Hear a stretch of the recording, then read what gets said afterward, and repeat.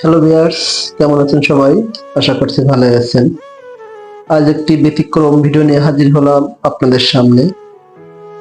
আমি যার গাড়িতে উঠেছি উনি একজন সুনামধন্য চিকিৎসক, চিকিৎসা জগতের একজন আইকন।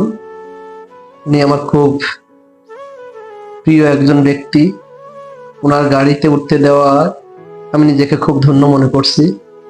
সবচেয়ে যে জিনিসটা ভালো লাগছে, উনি নিজে হাতে ড্রাইভ করছে এবং ওনার ড্রাইভটা এত সুন্দর, আপনারা না দেখলে বুঝতে পারবেন না।